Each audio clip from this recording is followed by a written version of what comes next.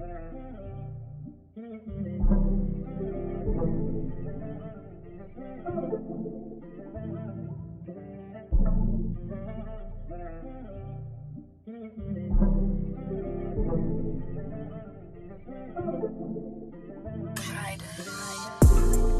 me go get you the world, baby. I'll be right back. Get your diamonds and them pearls, baby. Hello there, welcome to So Sweet Sundays. I'm Sweets, and today I have with me Shelly. and she is who I'm going to be just chit-chatting with today. We are going to just kind of break down a few things.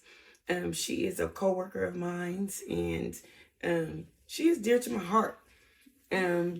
Really sweet, really kind, will give you the shirt off her back. Just really authentic person. Thank you. Like real, Thank you. That it's like sometimes people are like, oh, why is she acting like that? I'm like, that's not an act, that's who she is, really down to earth, really kind, authentic. You're just one of those super dope people. There's like not a lot of people that you vibe with when you meet, and it's like instantly when I met you, we just vibed. Yes. It wasn't. I still remember the outfit you had on when I met you. Shut up. What did I have on? You had on green. You had a lot of green on. You had green Crocs match. You had the green hair piece. And I just remember saying, this woman has it all the way together. I do. I remember. That was the first time my experience with you. And I still remember it to this day. Yeah.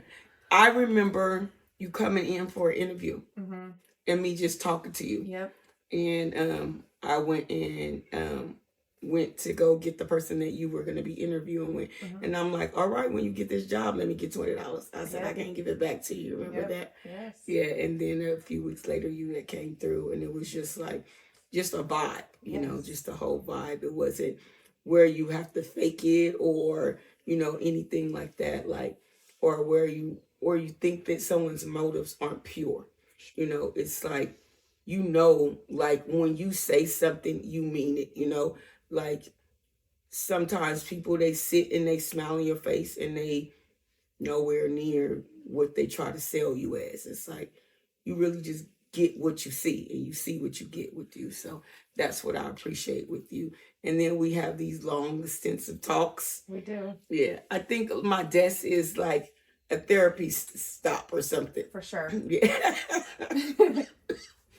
And so it's just like, just really getting to know you and your story and things you've been through. It's like, child, girl, child, you don't look like nothing you've been through and what you even going through. Right. When you're going through things, sometimes you still got a smile on your face. You still even try to uplift people when you're going through, and I appreciate that about you. And then sometimes, when you feeling a little funky, you be like, ooh, excuse me, Lord, ooh, excuse me. That's what you always do. It comes to you a lot of like, girl, help the spirit out of me. You do always do. Ooh, girl. And it just be like, I just be cracking up laughing and I tell you what, is good for your inner man, what the spiritual side of you is supposed to understand and receive. And regardless of what the flesh is doing or going through, you'll receive it. But sometimes you got to take it to your office and process it. And then you'll come back, you be like, girl, I just wanted to tell you thank you. You come skip it down. I just wanted to tell you thank you. I know, I do that like twice a day to her.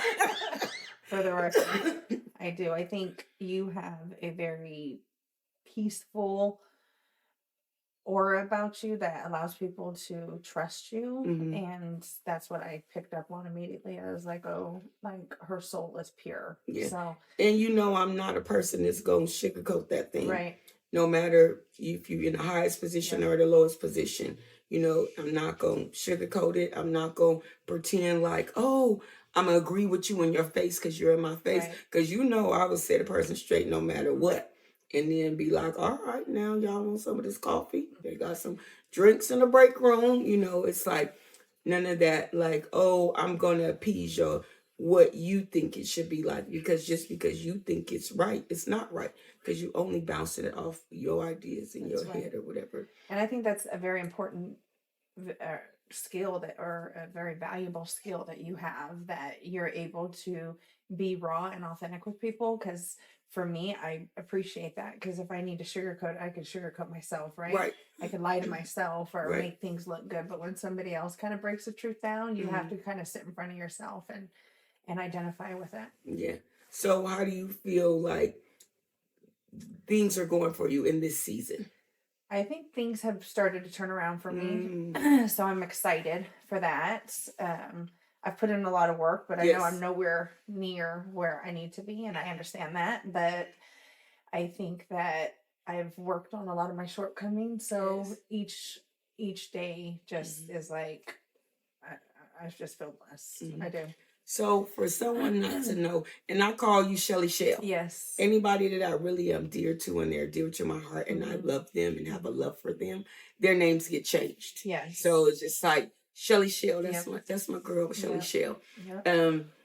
What is it that you would want people to know about Shelly Shell that they don't know about? If just looking at you first back, what wouldn't I know if I didn't know you? Well, something probably, maybe people don't know is just I've had to grow up fast, just being raised in a environment where one parent passed and the other parent kind of had to pick up all the pieces and keep going. Yeah. So I had to step into that role very young and help out. So I grew up pretty quickly, which means I had to work backwards a lot of my life, because you're like, wait, I did this and I shouldn't have this, and now I got to make it for this, and you got to, so I've kind of had to relearn life kind of at my 40s almost in a way, because things changed for me at that point in my life. So how old were you when death happened, and who passed? My father passed. And I was 9 years old.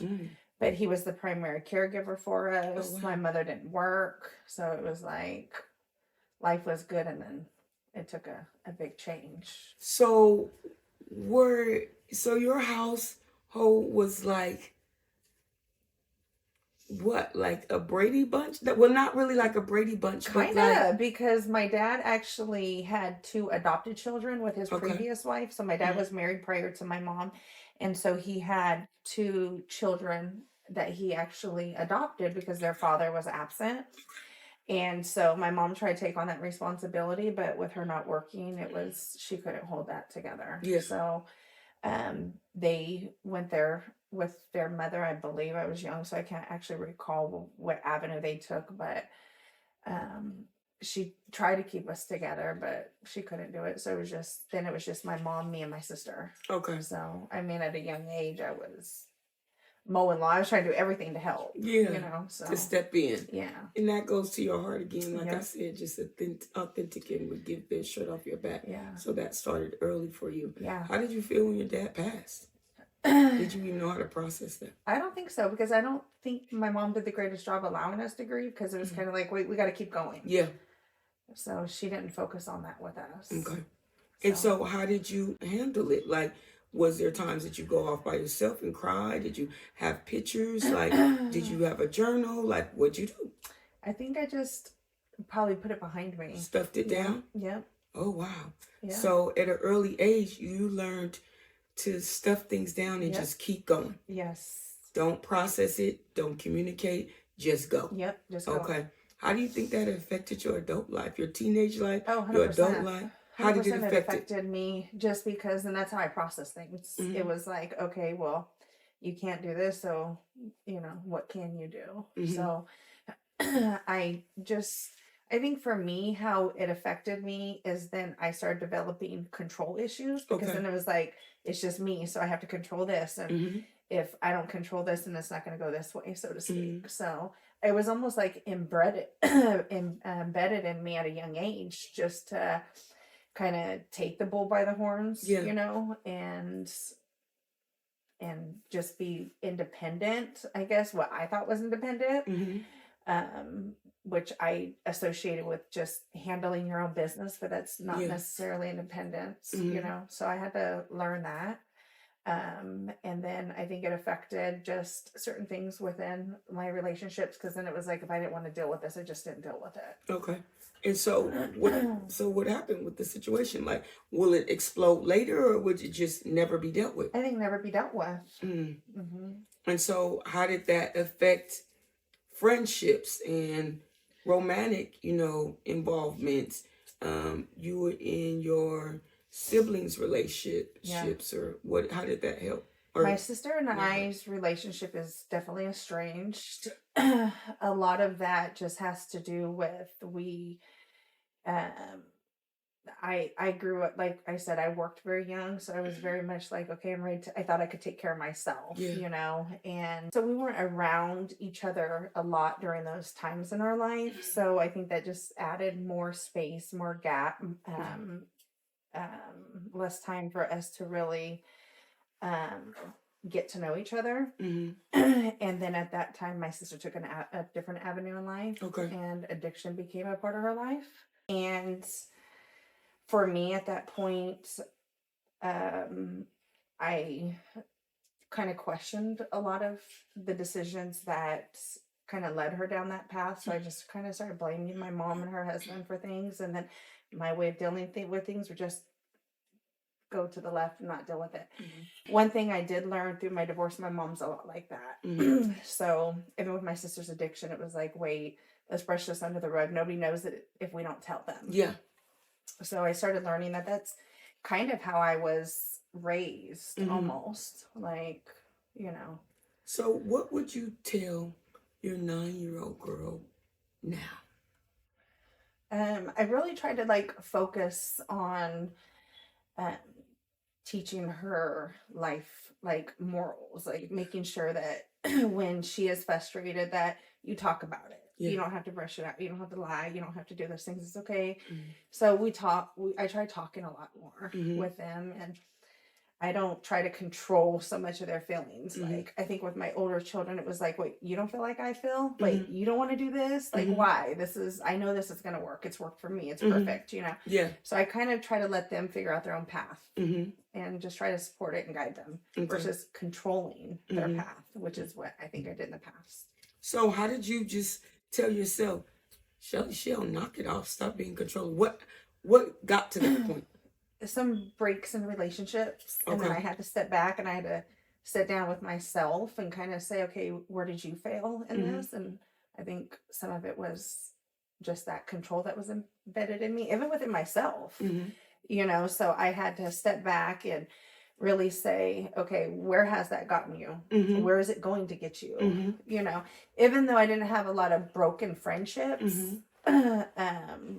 Just because I have some great friends, long-term relationships that I didn't have those problems with, but the people within my circle, my mother, my sister, mm-hmm. My kids' father, things like that, those relationships were broken because of those. Yeah. Because of the control, I think. Did you blame others, or did you take accountability for? I take accountability for it. I think it's not that I blame mm-hmm. anybody, but I do feel like I was surrounded by that environment for so long, I almost became a product of that. Okay. So I don't blame it, but I understand where it came from. Yeah. But at the time, how did you process that? That you didn't handle everything, because it sounds like you couldn't even handle your own feelings, let alone to be saying, hey, that was my fault at the time. Right. I actually, as I started kind of identifying that was a problem of mine, mm-hmm. I didn't want that characteristic attached to me. Okay. So I wanted to change. Okay. And I had to identify that was a big problem for me. Mm-hmm. So I just started accepting it and working on it. And as I noticed myself starting to control situations, I would back off. Mm-hmm. Was there one thing in your mind that stands out that says, I need to change it? You know how like so many times you can go through so many things, mm-hmm. and it's that one thing that happens mm-hmm. that you're like, you're a weirdo. Get yourself together, yeah. as you talk to yourself. Yeah. Probably going through the custody situation with my children, I thought, for sure I can, control this, or for sure I could do this, or for sure I could, handle this opposition. Mm-hmm. So when was not within my control and I did have to share custody and had to kind of go through that, then that was just like, okay, Shelly, are you being selfish in this moment? Is this what's right for the kids? This is what's right for the best of all? Or is this what you think is what's best for all? Mm-hmm. So once I identified that it's not about what's I think is best, it's, Mm-hmm. you know, about really like truly identifying the situation and doing what's best and realizing that I don't have to control the situation. It'll work itself out in most cases as long as the kids are safe and in a healthy environment. That's what I needed to focus on. So I understand that, divorce is part of your story. Yes. How long were you married? 22 years. My God. Yes. That is like somebody whole grown child. I know. Oh my God. Yes. And so after 22 years, you decided to say, I'm done. Yeah, I think it was probably over before then. Okay. There wasn't a whole lot of arguing or anything that was going on to where it was just like, oh my God, I've had enough of this.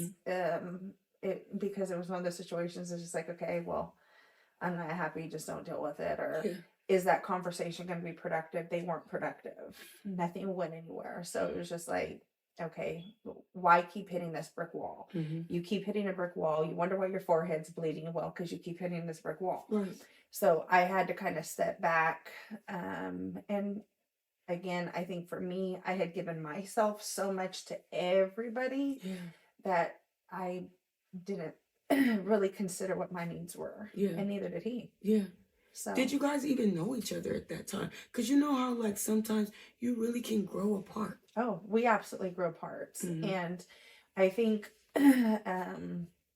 it's important that when you are in a relationship that other person makes you your best you. Yeah. And when you identify that they don't, it's important to identify that. Mm-hmm. Did you know did you feel an emptiness or did you even know what your best you should even look like? Because it's been this way for a while. No. I think I've even shared with you, I've never grown so much in the last 5 years that I have as a woman. Mm-hmm. And that says a lot. So were you one of those who were married but lonely? Yes. And alone? And I think that's where even the additional kids came from because that's who kind of fulfilled those gaps. Yeah. So that's why there's a big age gap within my kids. Yeah. Because it was like that's kind of what I knew what to do is to be a mother. Yeah. So was that what you felt like? Because sometimes we get lost, right? Even as women. Oh yeah. All I am is a mother. Mm-hmm. Was that something that you 100%, went through? 100%. Mm-hmm. And so you knew how to control that environment, but you didn't really know how to control the environment in you. Yep. So when did you realize that? Probably 2 years into the divorce. Yeah. Yeah. Yeah. It took a while. Yeah. It took a while. And it took, like I said, in the beginning, I was angry, and not towards their father. Mm-hmm. I was angry that the situation was out of my, I was taking a step back when I was like, wait, I've worked so hard for all this. Yeah. I've done this. And I was like, well, too bad. Yeah. And then when I stopped knowing that it wasn't me, I wasn't the resource. Yeah. So was it that one of those waiting to a hell, set the clothes on fire, no, not at all. Not at all. Actually, I didn't want my kids to see that. Okay. So I actually allowed him to stay in the house because I didn't feel like there was stability for him. Okay. And I wanted to be fair to the kids. So I actually left the home, which was odd, but I felt that I could provide from afar and he couldn't. Yeah. So I thought it was best for the kids. I knew that he wasn't in a financial situation to really assist. So I never asked, to make things harder. So for me, it was like, hey, let's do what's best for the kids, and I try to be very fair through the whole thing. Now, I didn't get that back, but I try to be very fair. Yeah. So do you feel like if you would have it to do it all over again, will you still make that same exact situation? Divorce or leaving the home or? No, leaving the home and saying, I can, provide outside of the home, but this person cannot.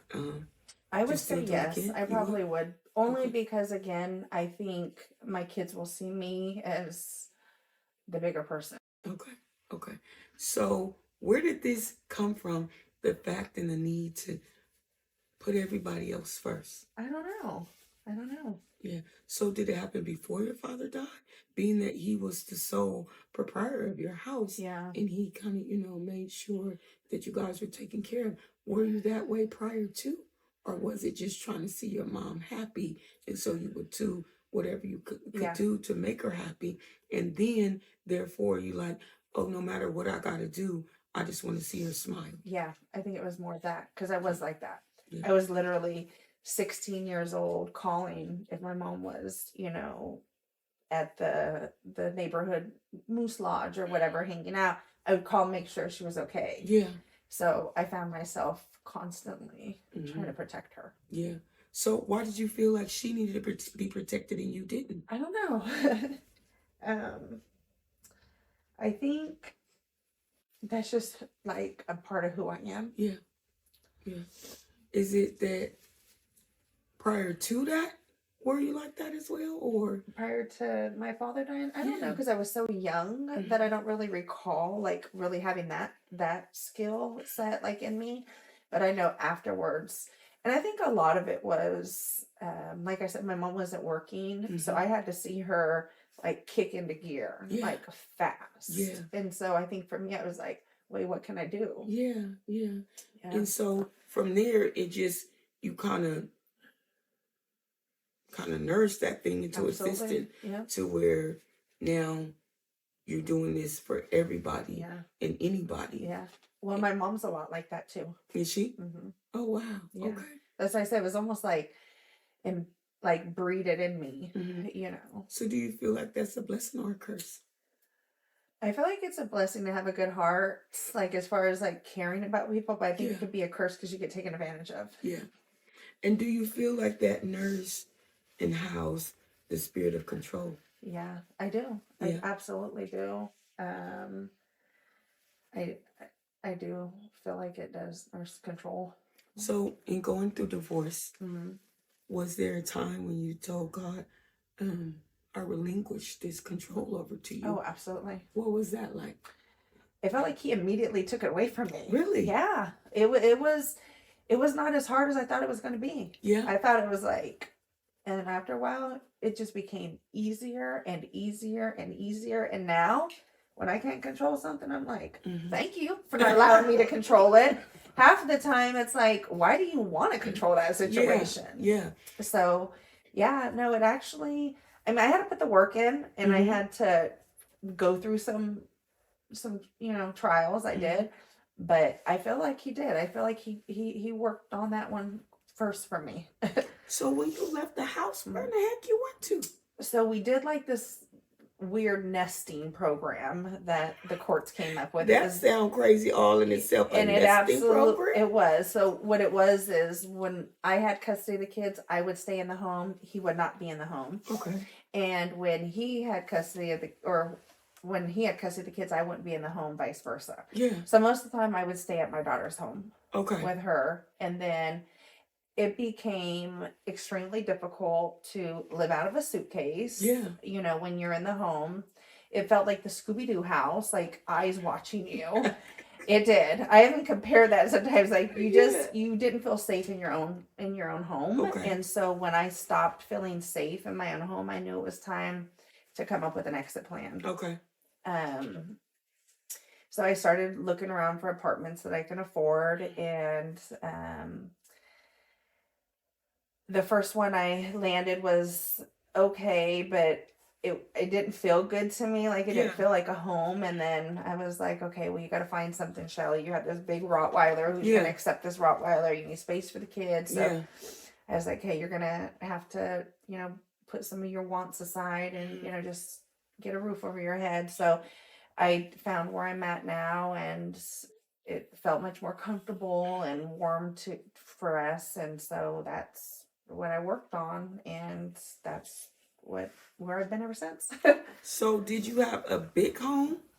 It little over 2,000 square feet. Oh wow. Yeah. And now you are in a 2-bedroom apartment. Okay, more Yes. comfortable or More cozy, if you comfortable, will. yes, but it's Cozy, if much you more will. humbling. Okay. Yes, Did you feel you needed to be humbled? 100%. Why? Because with my mom, I knew I had a crutch, so to speak, and so when I didn't have that anymore, it was again, who are you gonna rely on? What do you, Yeah. So mom sounded like she kind of kicked it in real high gear. Oh, she did. Okay. She did. How long did it take? Not very long. She started working. She was like working 2 jobs. She was going to school. She was doing her thing. Like I said, one thing she taught me was to work hard. So that I'll give her that.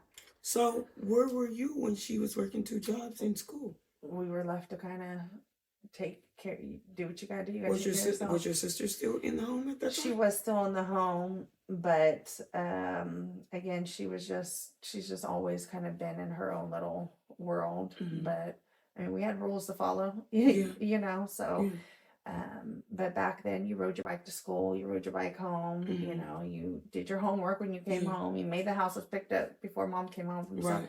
I had those basic same standard rules, you know. And then on the weekend, you mowed the lawn or raked the leaves, and you did what you had to do. So yeah. And so when she finally graduated from Mhm. school, She went away to college. My sister did. no, not your sister, Oh, my mom. Okay. because she was going to school as She well, right? was. Mhm. And so after she finished that, Mhm. then she was able to obtain a job that was not 1 and 2 jobs. It was just one job. Yeah. And so then what was like for you like then? I feel like it was a little bit more of a relief for her, but then she started having problems with my sister. Okay. So then my sister kind of started with some of her addiction problems and was off in college. So although now she didn't have all that type of stress, there was additional, stressors within that. And then by that time, my mom had remarried a few years in. She probably was about 4 years remarried. Into a man that I didn't feel really fit into our circle. Okay. So, but I think it was more for her a security blanket because there was financial protection there. Okay. Okay. And so sounding like sister went to school, started, picking up some habits and behaviors that, kind of led her down a different path in a journey. So it seems like you still had to help and kick in. Yeah.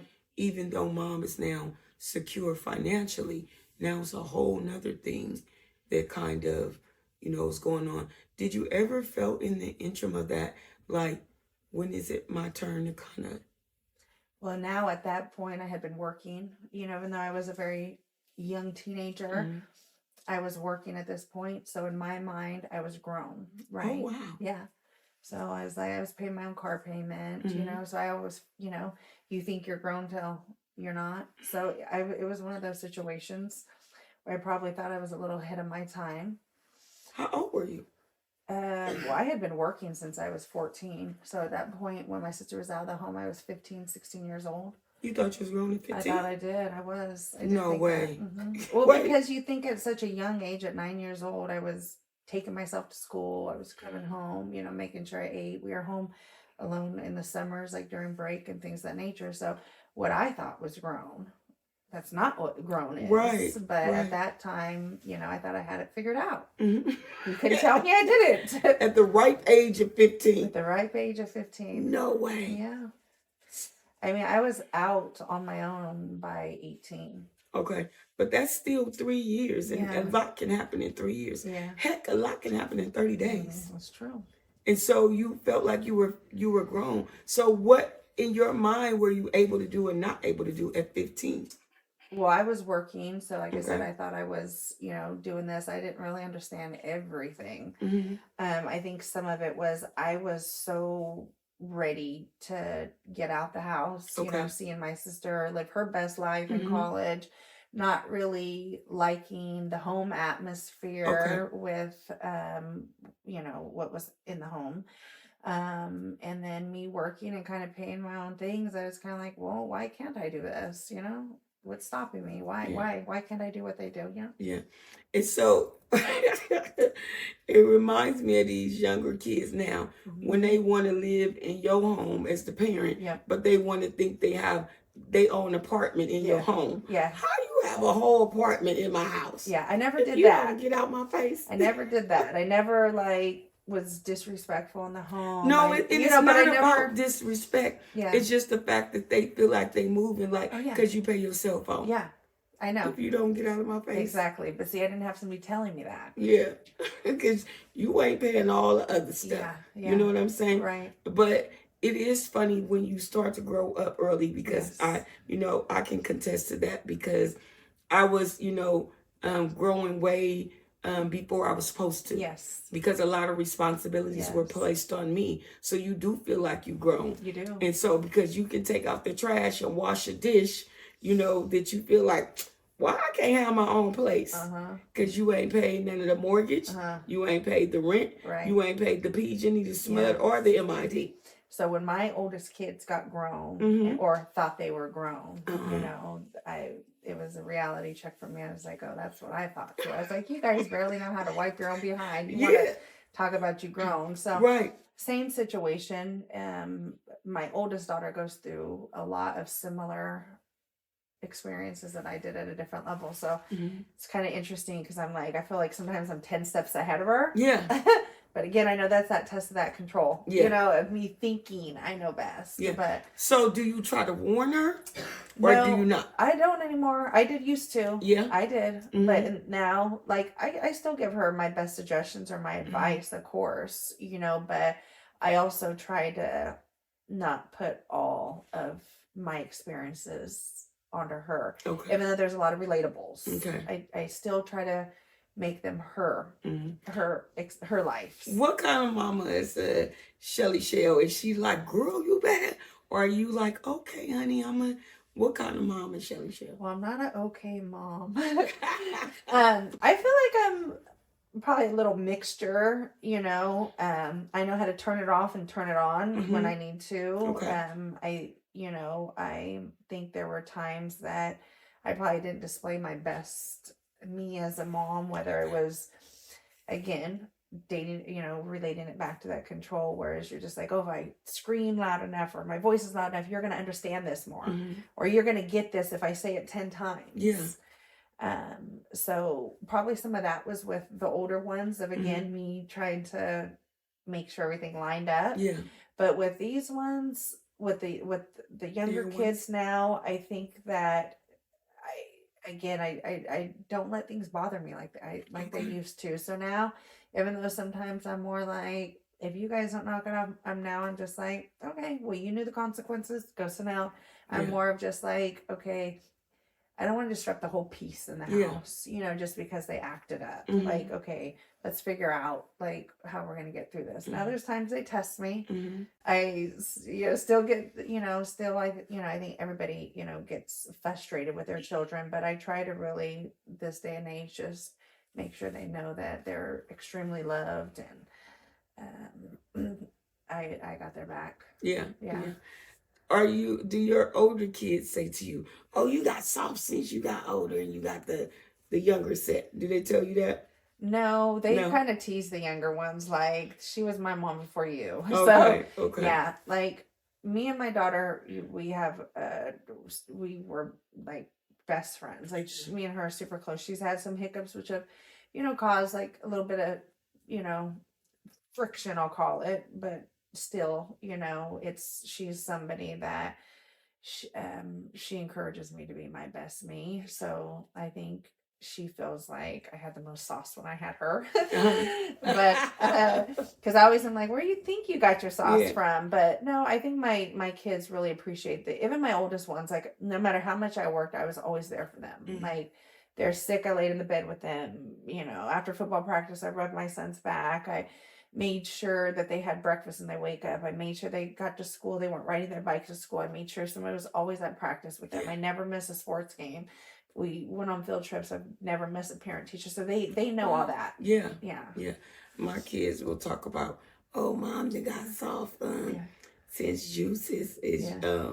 his age. Yeah. And I'm like, boy, that's because y'all was some super Nigerians. Okay. Y'all need to just knock it off, you know. Yeah. They was doing all kinds of stuff. Yeah.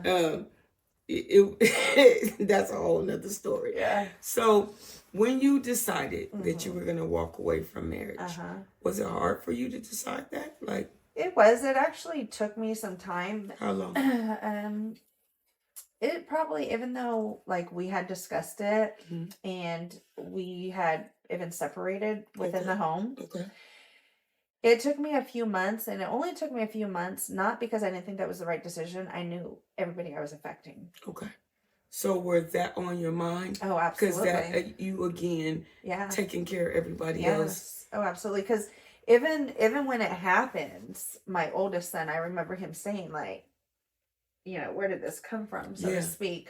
But it's because I didn't display my unhappiness to them. Okay. I didn't do the fighting and the arguing. Like that had passed to where, to me, there was no fight left in me. Like Yeah. it was like, okay, well, what's the point of talking? You know, we talked about this for 5 years. Like, so the kids didn't see any of that. So I tried to make everything look very normal to them, So even when I wasn't happy. was it money that broke y'all up? Was it No. non-communication? Was it like what, to be able to help somebody, Yeah. you know, understand like if they're going through that, like, you know, because money can break people up. Yeah. So many different things, non-communication, infidelity, verbal abuse, all kind of things, you know. Yeah. You know, the thing is, there was no physical abuse, there was no verbal abuse.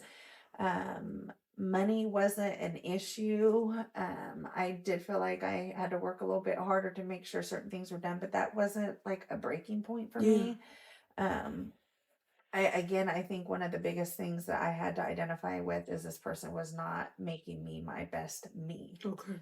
And I almost felt to a point that not only were they not making me my best me, they weren't being their best them for them. Okay. So at what point, how can you grow from there? Yeah. Like, how do you grow? Yeah. So I wasn't growing. Yeah. And then I just felt us growing apart. My wants weren't similar to his wants. Our needs were different. The conversations were getting less and less, very uninteresting. It just didn't stop to where. So was it like you come in the house, you see him, he making the sound, you like, what's up, bro? Like, was no compassion, no love, no. I mean, to a degree, Yeah. like it was, you know, I would just go entertain and be with the kids. Yeah. Yeah. So did you guys do still family things together, or? We did. I mean, he has a really large family, and I think like anybody else, once you're in that type of relationship, you know, that long of a relationship, your friends all become their friends. Yeah. Your family becomes their family. Yeah. So that's all I knew. That was my whole circle. Yeah. So after divorce, it was difficult. I felt like I had nobody, Wow. you know, because you think about it, like my friends were either married, you know, or cousin, whatever. Yeah. So, I mean, you're in that atmosphere for so long. So, when I didn't have that, it was different. So, I just prayed for God to put new people around me and new friends. And I met you, and I met Sam, and I met some amazing people over the last, you know, even short period of time that I did ask for that. But we still did things just because, again, I didn't want to like shake everybody's world up. Yeah. But after I made the decision for divorce, he began to criminalize me. It just fell off a cliff. Okay. No therapy. No, he was more of like, I'm going to prove to you that, you know, you did this, like, as far as, you know, whatever he came up with in his head. And he was so focused on that. There was no, when someone starts criminalizing you or trying to like, you know, do malicious things to you when you're in that vulnerable state of mind, I don't know that there's a turning back. It wasn't a turning back for me. It was, I was so turned off and so disgusted by that type of behavior that I almost felt like I didn't know who that person was. Okay. Yeah. So is it hard to co-parent? Especially when you're in the middle of What is your nesting program? It was difficult to co-parent because he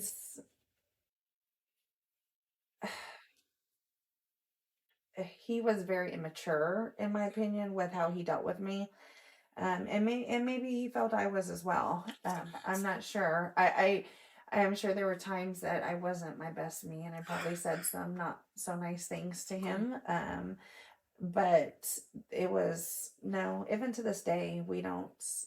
I mean, the court order is the court order, and we stick to it. But other than that, I don't. I mean, unless it's something extreme, like Justin split his head open or something of that nature. But other than that, we don't communicate at all. Okay. So it's like you do your thing on your side. Yeah. He does his thing on his side. Yeah, and the kids feel it. Oh, wow. Yeah. Is that hard for you to see? Absolutely. Yeah. Yeah. Does it make you cry? Or? I mean, not anymore. I mean, I'm probably crying right now in this moment just because this is a sensitive topic. But overall, no. Again, they're going to see when they get mature enough and old enough to really identify right from wrong. Well, I feel like they're old enough to identify right from wrong. But when they start developing their interaction skills, I think they'll realize that that was wrong. Yeah. But I'm not somebody to tell them, oh, look how your dad's acting, or look at any of that. I don't discuss any of that with them. I try not to bring any of that up with them at all. That's good. Yeah. So that they can at least feel that there's no anger to where,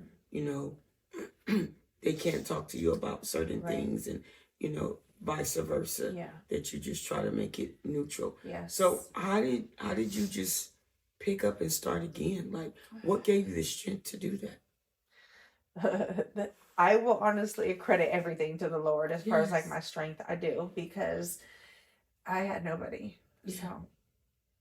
So Why didn't you have anybody? Because I think from the outside world, they were like, wait, why are you getting divorced? Wait, you guys have 4 children? Like, why? Like, people didn't agree with it. But the people that didn't agree with it, even such as my mother, they didn't take the time to understand the why. They just wanted all the aesthetics to look good. So when they asked you that, then why didn't you try to help them understand why? I did try to explain things, and then my thoughts or conversations were shared with him, and then that's when it was just like, okay, well, then I can't. Who do I talk to? You had no safe place. Yes. Yep. Wow.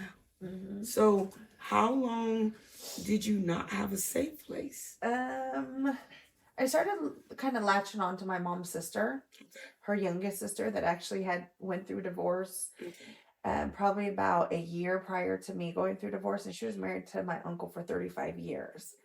So I knew she could relate to me on a few levels. Obviously, our situations were a little different. They had a lot of infidelity within their marriage, which is, so our causes were different, but the support system was well needed on both ends.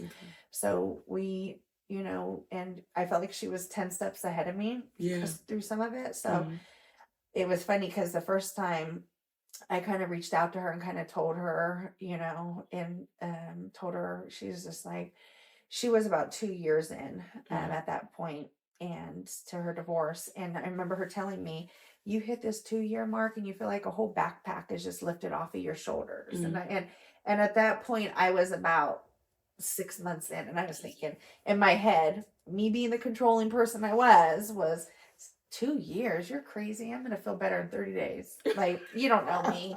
It's been 6 months. I'm not going to, I'm stronger than you. Yeah.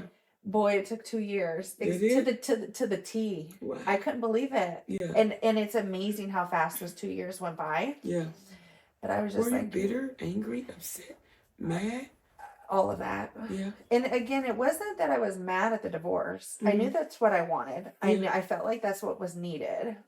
But it was everything around it that made me angry and bitter. And, I guess she felt like, okay, wait, why is this person not supporting me? Why is this decision affecting them? Wait, why are these people, saying this? Or why are my own children not taking it for, when I had to decide, wait, we're both their parents, Yeah. you know, and they don't need to take sides. Yeah. So I had to realize all that. Yeah. And it was your decision anyway. It was my decision. They didn't ask to be in the middle of it. That's right. Yeah. And so did you realize that? I did. How long did it take you to It realize didn't take that? me too long to realize that Okay. because I think naturally my daughter was a lot like me. She wanted to protect me. So Yeah. same as I did my mom, she kind of did with me. Yeah. So I think that made me feel a little bit warm and fuzzy. But my Yeah. son very much from the beginning was, I love you both. You know, like, I don't want to be in this, which was very fair, right? Yeah. So yeah.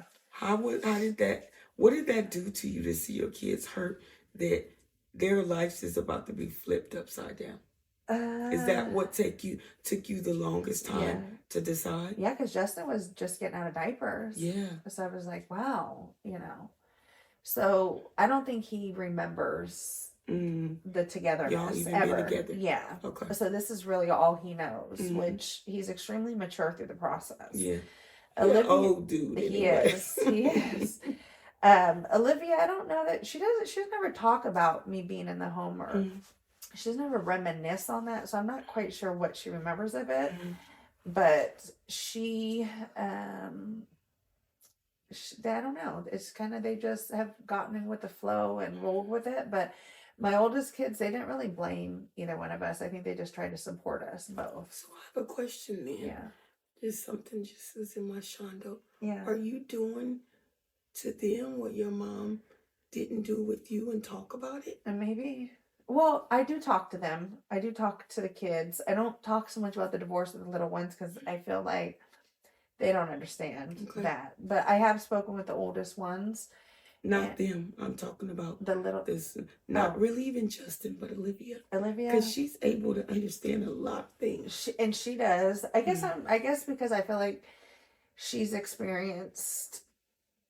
She's confused with some of it. That I just don't want to add confusion to her right now. Yeah, but she maybe does ask some speaking questions about some of the things. Yeah. And I don't believe you telling all the children everything because you want to keep their innocence. Yes. But just to see where she's at, to maybe it might help illuminate light on the situation without getting her to a point where she grown before she thinks she about to be 12 and thinking she grown. Yeah. You know what I'm saying? No, absolutely. Because sometimes as a kid, people think that either, oh, they're okay, or they don't remember it, or this or that, and they never check in with you to say, how you doing?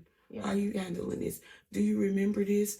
Like, how did that make you feel? Yeah. Like, what do you think? You know what I'm saying? And then be able to explain to her, because she's not going to understand from an adult situation because she's still yet a baby. But there are some things that are in the inside that maybe need to be explained that are just not being tapped into. Absolutely. And even expressed at her level of maturity would be good to hear.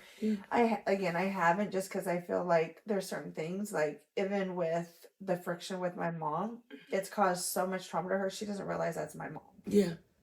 Oh, wow. Yeah. Oh, wow. Uh-huh. Yeah. It's crazy. She calls her Sharon. She has no idea that's my mom. Oh, my And I've told them, I've explained it, but she's like, wait, this doesn't make any sense. Like, why would your mom treat you like, you know? Oh, wow. Yeah, that's huge right there. Yeah. So that's eventually going to be a conversation, because we've believe talked a little that you bit about and your that. mom will eventually be able to come to terms and, work some things out. I agree. So you've now allowed the Lord to deal with your hurt, 100%, your pain, yes, your bitterness, your questions, your confusion, the anger that was inside. Yeah. How do you feel at this stage? So much this better. season? So much better. Even these tears, these are just tears of just letting it out. They're not tears of sadness. Like, I know I'm on to better things. Yes, Lord. Yes, Lord. Yes. What do you say to yourself when you look in the mirror today? Thank you. Yes. Who you thanking, Miss Ma'am? Who you thanking?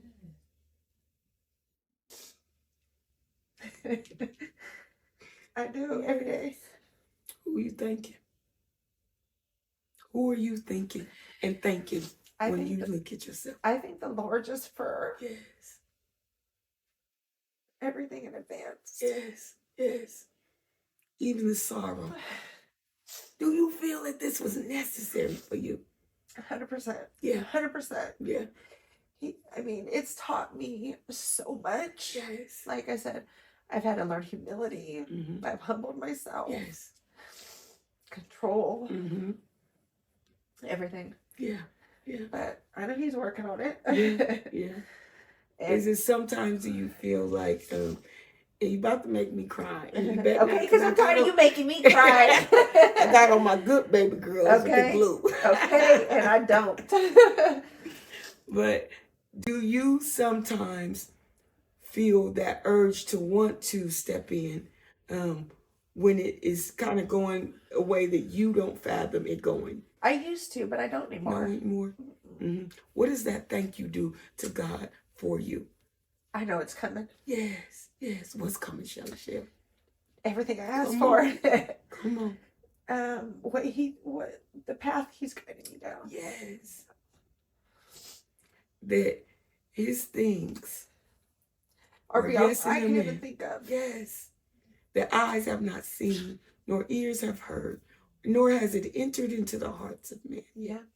Oh, all the time. There's times, and I've told you this, I will be right before I'm right here. Yes. He brings me right back up. Mm-hmm. Every time. So do you even thank him now for the divorce? I do. I do. I have told him, like, I've asked for forgiveness. Yes. Yes. How big was that to ask for forgiveness? It took me a long time. Yes. And I also asked him just to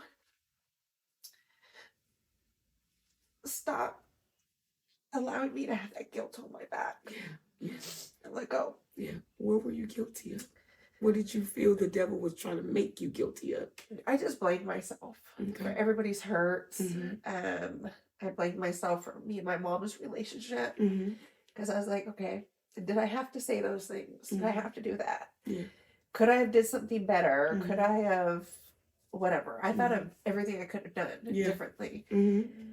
But what happened, happened. Yeah. I can't change it. Mm-hmm. So I can only try to be a better person. But didn't it make you better? It did. It did. Even though it may have come on the back of ugliness, Yeah. you know, because sometimes when you have that funky scar, Yep. you know, or that mark, Yep. that wound was kind of ugly and Oh. nasty, Oh, it was. you know, and then as it healed, you like, oh, it's not that bad. Kleenex you all know. over my eye. No. Oh yeah, no, 100%. It was ugly. It was ugly. And as soon as I stopped letting it go, I even noticed just the relief within Mhm. myself. Mm-hmm. I mean, that stress, that burden, it affects your hair, it just everything. It was just affecting everything within me. Yeah. Everything. It was a lot of pressure. And when Yeah. I let go of that, it was just like, okay, like that's behind Were me. you holding up a mask? I don't know. I worried a lot and I Mhm. had to stop worrying about. Yeah. So I don't worry a whole lot these days. Yeah. I don't. Yeah. I'm like, well, if he's gonna put me through, he's gonna take me out. Mhm. So I'll get through it. So when you need something, what do? I pray. Yes. I pray every day. Mhm. But I stop worrying about what I need because I feel like I don't know what I need. Yes. Yes. So I just say, okay, like, Mm-hmm. take me where you need me to take me. Yes. I know yes. it's gonna be good because these last 4 years have been great. Mm-hmm. Mm-hmm. So I've met some amazing people. I've been fortunate that even through all this pain, I've had great mentors in my life. Yes. Like, so I know that was all a setup. Mm-hmm. It was all a setup. Yes. And when I say everything happened like right on time with the divorce, like it was Yes. like, okay, you made this decision. Now we're gonna do this. Here's a roof over your head. Mm-hmm. Here's this job. Here's this. You know, it was just like he kept reassuring me, Yeah. like you don't control this. Yeah. I'm thankful that you walked through our doors. Yeah. Oh. I'm thankful for the relationship that we Me have. too. I thank God for the bond that we share. I thank God for iron sharpening iron. I'm thankful that you're able to come into my station and get filled up at And times. cry like a big old baby. Yeah. I'm thankful to see your growth. Yes. I see you've grown. In just this year, you've grown. Thank you. Because sometimes we talk and I have to pop your hand and you know, come. I still love on you. You love on me. just seeing God do things in you. And the greatest thing that I love, that you always say to me, you want to know what it is? What is it? Girl, let me tell you what God done done for me today. You get that a couple times a week, huh? And I be like, go on, tell a story, Shelly Shell. I did. Yeah. I love that. Yeah, You know, me too. that you recognize God 100%. and all of the stuff that you go 100%. through, no matter if it looks good or if it don't look bad. If you understand it, if you don't understand it, if you have control, if you don't have control, up or down, in or out, black or white, Lord is what you need and what you want. There's no other explanation. Yeah. And people that question it, I just, Mm-hmm. you know, I pray for them, because it's like, and it's funny because I think before even my growth, I didn't understand all this. Mm-hmm. I'm not afraid to talk about it now. Yeah. I'm not afraid for people to, if I hear people talk negatively about faith or whatever, I'm just like, you're in the wrong space of person, because he's brought me through, like, there's no explanation, you know? And so I feel proud that I'm not ashamed of that. Mm-hmm. How does Shelly Shell sleep at the end of the day now? I sleep good. Yeah. I do. And I'm teaching my kids to thank the Lord when they go to bed. Yes. So they're getting better too. Yeah, yeah.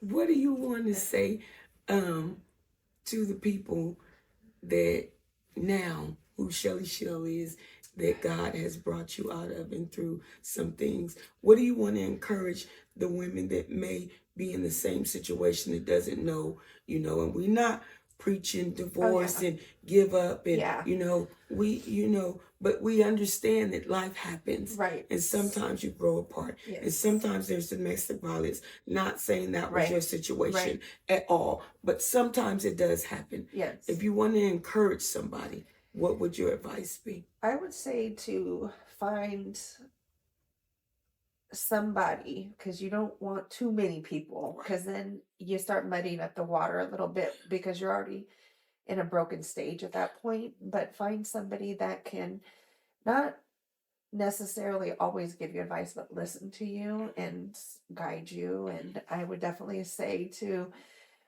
tap into your faith, and if it's starting to listen to the word, you know, online, or starting to read the Bible, or starting somewhere so that you can start paralleling some of those challenges in your life. It makes things a lot easier. Yeah, and not be around so many negative people. Absolutely. That will encourage negative, you know.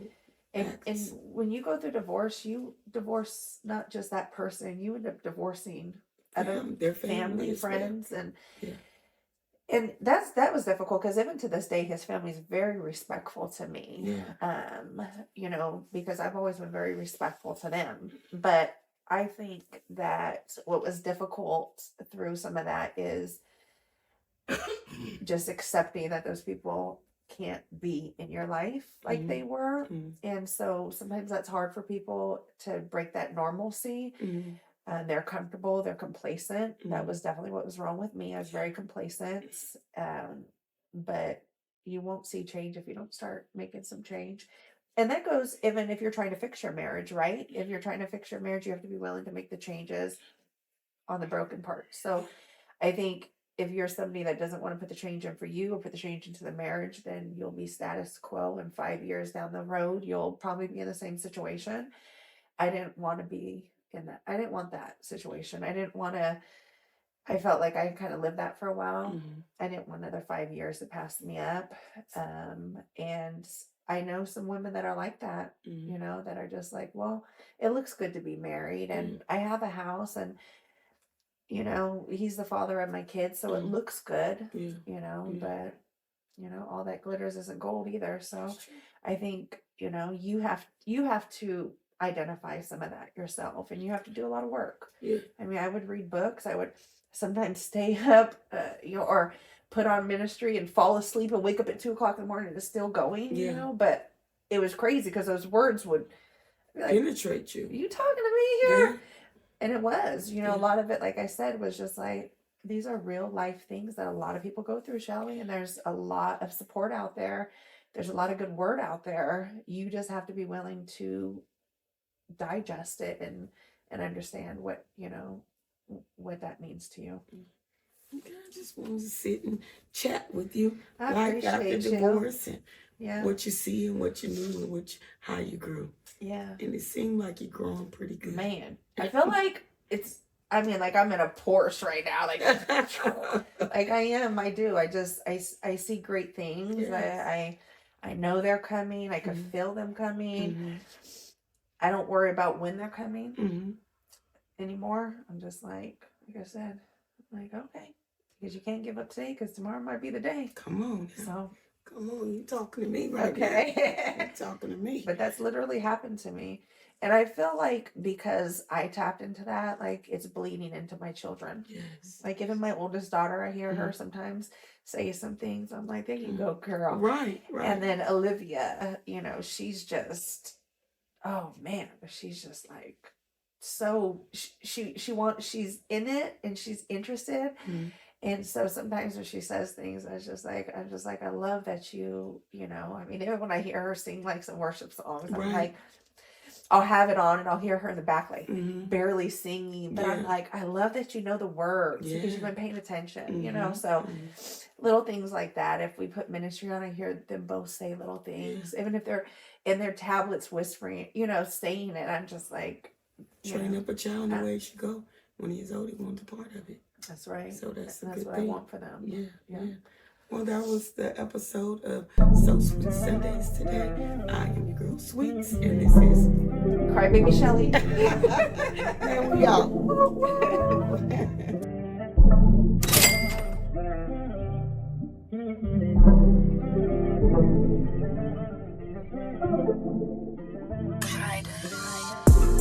Let me go get you the world back.